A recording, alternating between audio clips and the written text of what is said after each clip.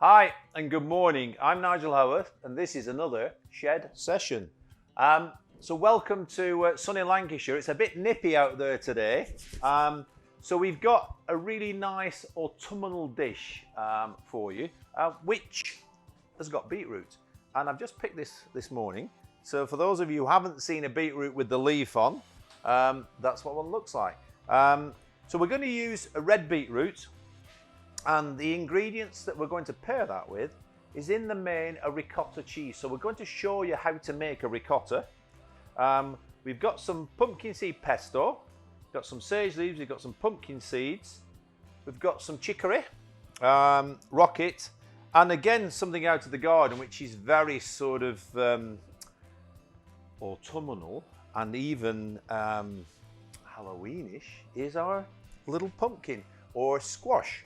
And then we've got a bit of lemon juice. So it's a nice simple salad, but there's 2 or 3 interesting elements. So first of all, we're going to cut the beetroot up. So we're going to cook the beetroot in a little tin foil bag. Because I think you get the best flavour out of it by sort of baking it in the oven, keeping all the flavors together, and we're just going to put a little bit of lemon oil with it and a little bit of seasoning.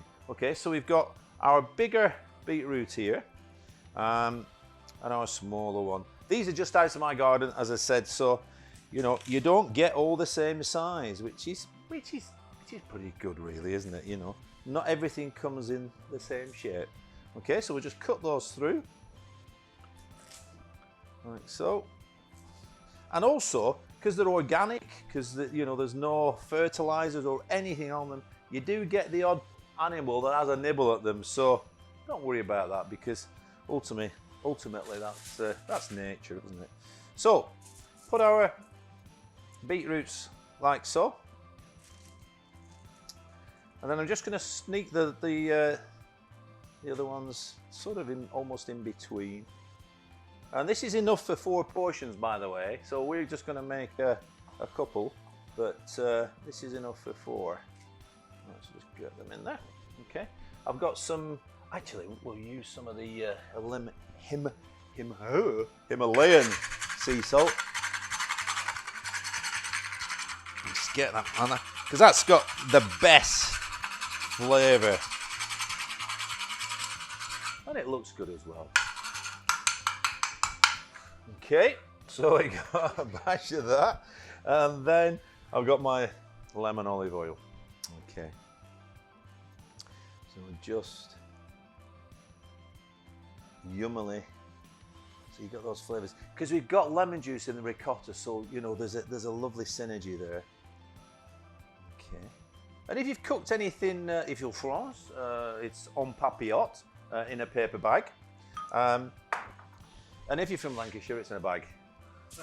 So you just bring that over, and then I'm going to lift it up onto my board. And all you need to do is make sure that you seal it. So just from one side to the other, just bring it round and just seal it. Okay, like so. And then it bakes with all the goodness in there.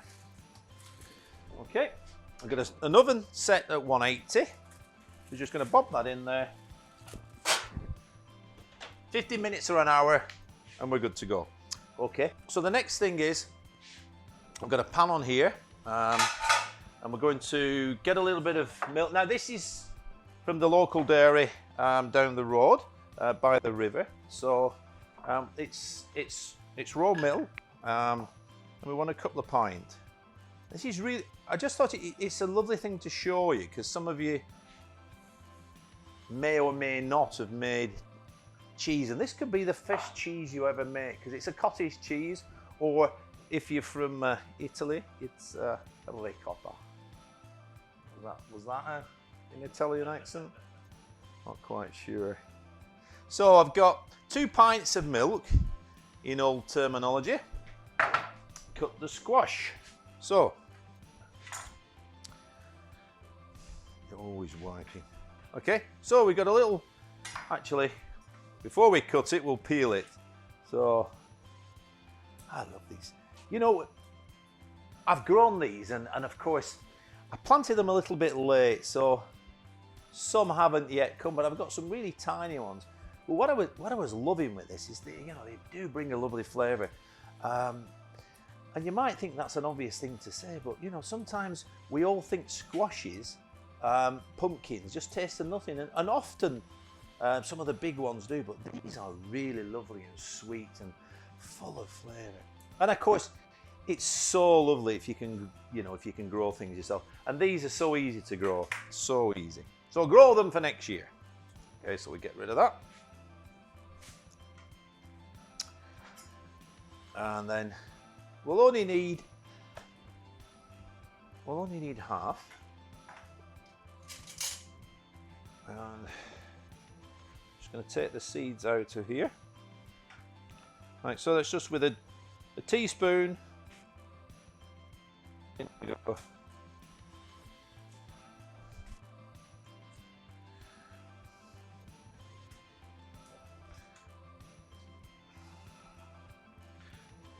And I could tell you which supermarket you can buy these from at the minute, and they're very cheap, but I won't do. That would be giving them publicity, wouldn't it? But they're, you know, they are in your supermarkets at the minute, and they're pretty damn cheap. So I'm just going to pop a little bit of sunflower oil in here, and I've got my pan on.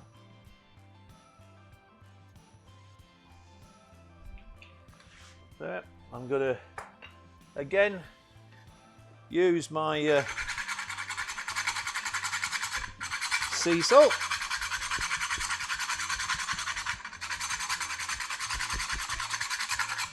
And I can always put a little bit more salt on them later on. And then I'm hoping I can get them both in this pat just about, he says. Okay, so I can turn that up a little bit. And perhaps actually put a little bit of salt on the outside.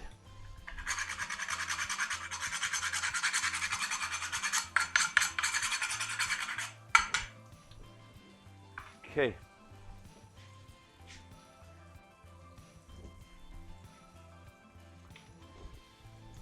So we just need to start the cooking process off. And I'm keeping my eye on milk there. And once we pop these into the oven, we can hopefully crack on with the ricotta. All right, so I'm just going to turn them over now. There we go. And then pop them in our oven.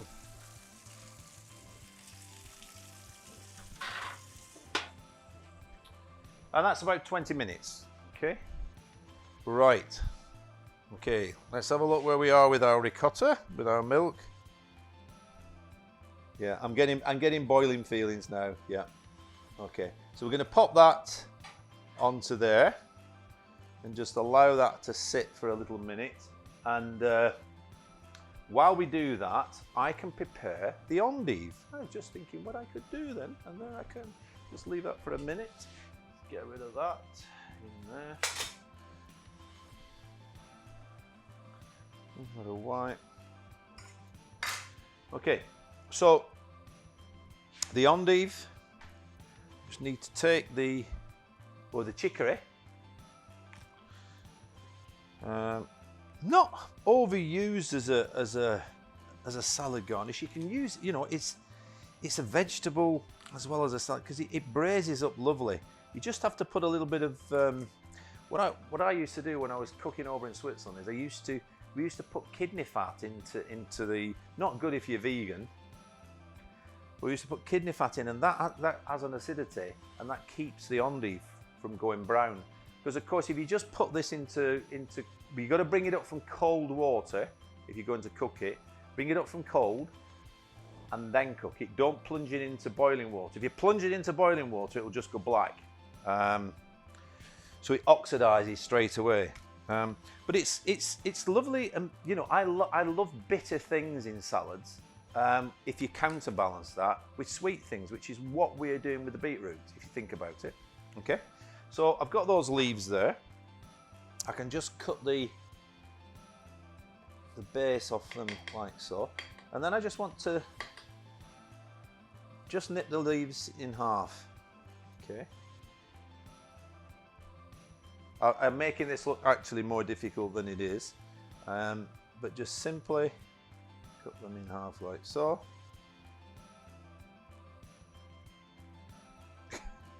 Oh. There we go.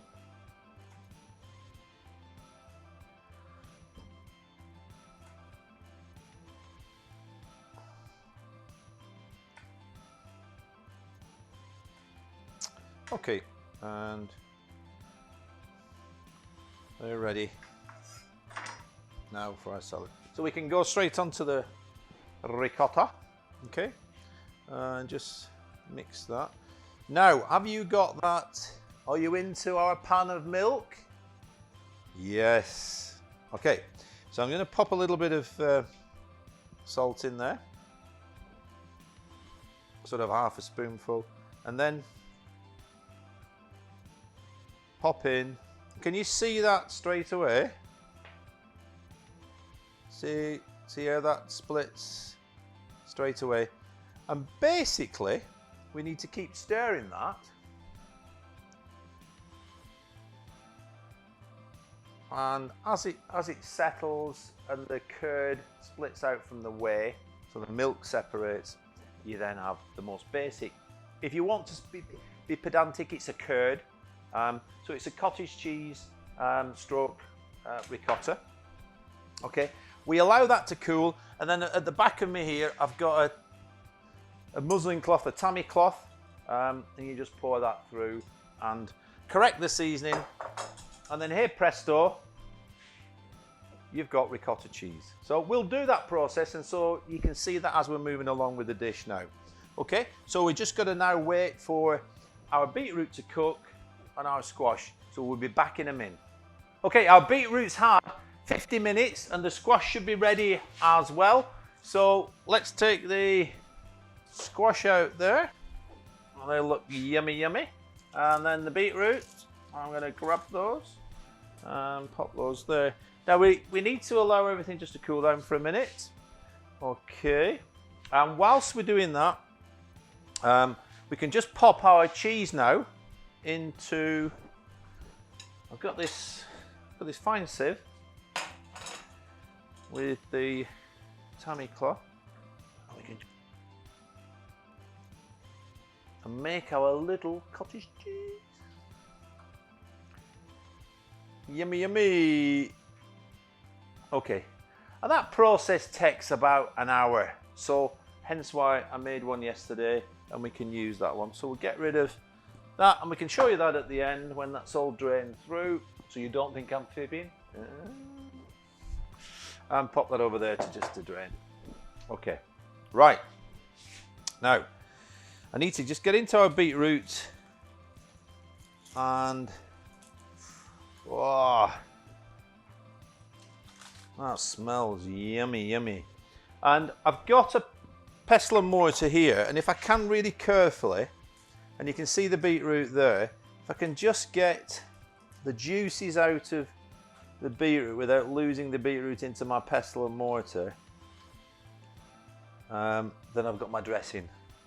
Okay, because I want all that flavour there going in, and that allows me as well just to let that beetroot cool down. Okay, lovely, so you can see that. So over here again, I've got some pumpkin seed, and the Austrians make the best pumpkin seed oil. So pumpkin seed oil into there, and we're talking roughly a couple of dessert spoons of each. So I've got a little bit of, oh, little secret weapon here.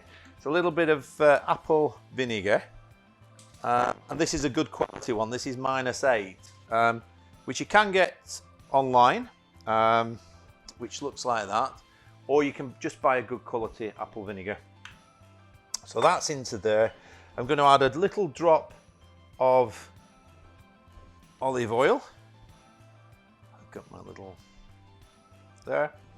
And then I need to just give that a little bit of a stir. And again, we'll just pop a little bit of, as we're doing a really lovely, simple dish, we'll use our special salt. And I've just got to check that for seasoning, if I can find a little spoon here. Yep. It's got a lovely flavour. Okay, and that's it for the dressing. Nothing else. Just those combinations of oils and the juices. Okay, so what I do need to do now, and this is where I'm going to use my little glove, is I need to carefully, and these are quite delicate, these gloves. Okay, so I need to carefully take the skin off the beetroot. Now, you see that? Just like that, just peel that back off there. I'm hoping I'm not going to get much onto my other hand. I'm just going to break that top off there, okay, and then pop it back down. Okay, so the skin, and we're going to use it. We're going to fry the skin with our sage as the garnish. Okay, so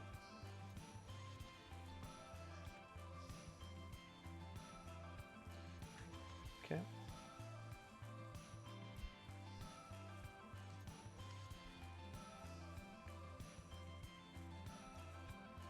So it comes off relatively easy, doesn't it? Like so.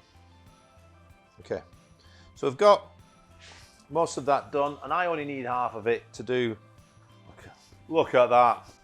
So hence why be careful with it. And then I've got my pumpkin, and I'm just going to nip the top and bottom off, and then cut it in half, and then just simply cut it through like so. You can see how cold it is here in the shed with all that steam coming up, can't you? Gosh.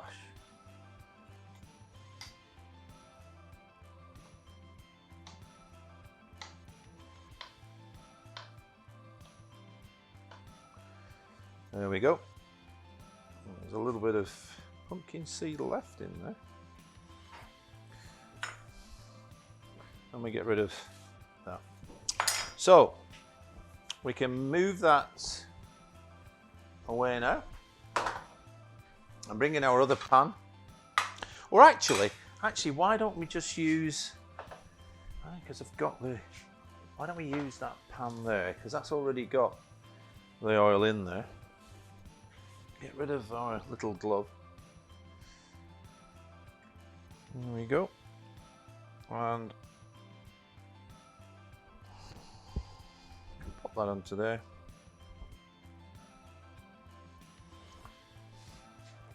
And we've got the sage on our skin. And while we're waiting for that, you can just move the pumpkin up to the top, and I'll pop the pumpkin. I need sort of half of this. Pop the pumpkin in there. Like so. Just try and keep everything clean so the pumpkin can go down there. Then we've got our skin, and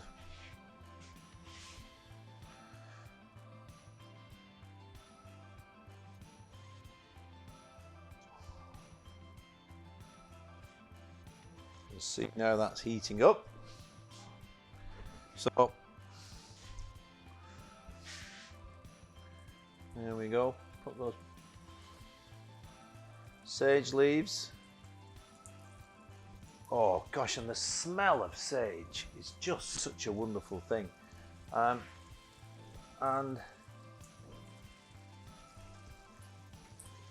put those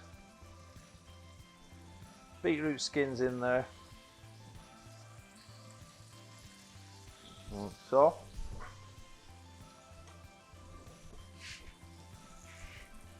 And this is the thing, beetroot gets everywhere. So be careful, be warned.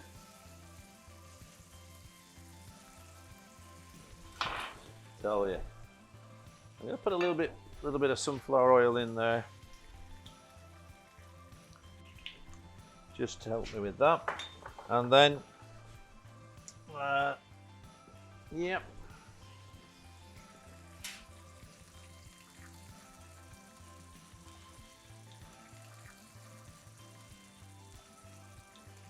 There we go.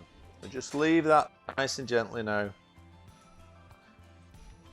to fry away till its heart's content.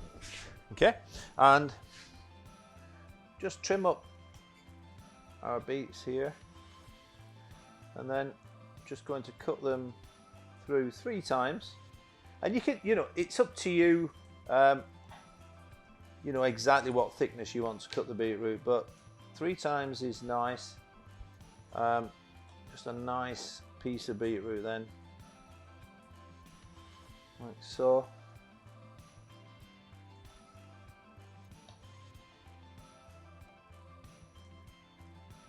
Okay, I can get rid of this. Look at that messy beetroot.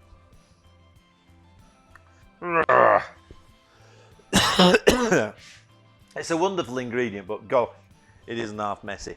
Right, and I don't mean footballer there. Right, okay, we're going to do 2 dishes, so we've got 2 plates. And to build our dish now, and again, this is a reason why you've got to be careful with a bit. If you get all red on your endive now, or your chicory, you can make a right mess of it. So just pop those. I'm being a bit fancy, we're doing a bit of a lattice here.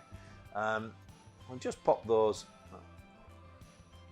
crisscross them, like so, and that gives you a base of the salad.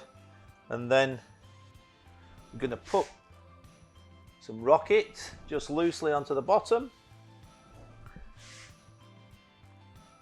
like so. And then I've toasted the pumpkin seeds, don't forget that. So just in a pan, no oil, just toast them and a little bit of salt. Okay, so just pop those pumpkin seeds now, like so. And there, if you want to make a nice snack and you don't want to put a waste on, a good tip is pumpkin seeds are great to eat. Okay, and then we've got our ricotta cheese. So I'll put the cheese on before I touch the beetroot. Remember that, it's a good tip. Because you don't want pink ricotta or pink cottage cheese.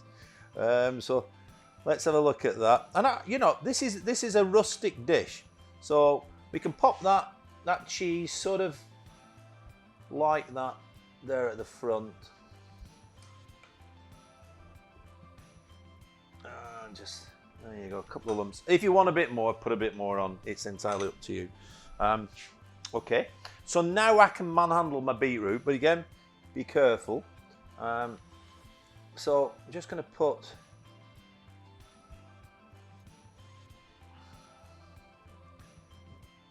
that one there. 4 pieces of beetroot.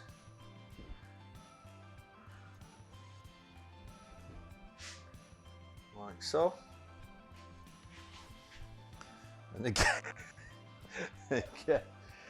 And then I've just put a little bit of pumpkin seed oil and use a bit of that, a wee bit of salt on the pumpkin, and just mix that up like so. And then you can put your pumpkin liberally on there. Probably, actually thinking about it, probably could have cut that a bit thinner, but hey, this is a rustic salad, so let's go with it. Let's go with it. And a bit of pumpkin like that. Okay, so got the pumpkin on. Right. Okay, so we've got our pesto now. and our dressing. So pesto, you need a good bit of pesto. Don't be mean with the pesto. Get it on. Okay, so we're gonna pop the pesto on like so. Don't be mean with pesto. It can't answer back. Okay, but you do need that because that for me makes the beetroot work. It makes it eat. So you know you need that oomph of the pesto. Okay, and then what I need finally is I'm going to take that fork out of there, and you've got the dressing, and you've got that ready, blacky, oh, just wonderful sort of dressing going on here. Okay, dressing is on. A few more pumpkin seeds. Does that feel autumnal to you? Wow, it does to me. And right, then we've got a couple of rocket leaves. Just 1 or 2. I'm going to pop a sage leaf on there, and 1 on the top there. Likewise. And then put that on there, and that on there. And there you go. I'm going to turn that round for you. There's our salad of beetroot, pumpkin, and cottage cheese. And now we've got a special new thing in the shed sessions, and we're going to do some wine pairings with the food. And we've got Tom Jones from Worley Wine Shop. He's not a singer, by the way. And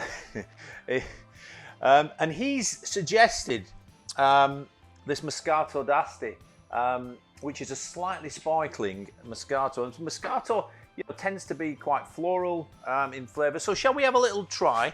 We're not going to be the wine expert because he's coming along later, but you can see there.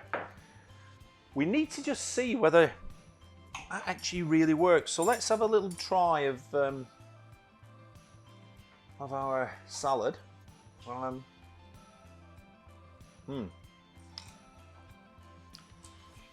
need to get some of that bitterness, I think. It's such a yummy thing for autumn, that. I think it's all we get. Relatively simple. You can buy a cottage cheese, can't you? So let's have a go.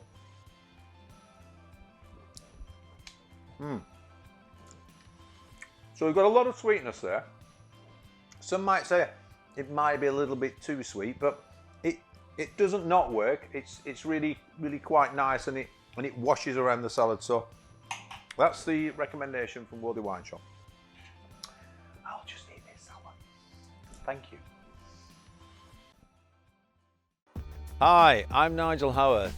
If you like what you've just seen, then subscribe to our YouTube channel or follow us on social media. Enjoy!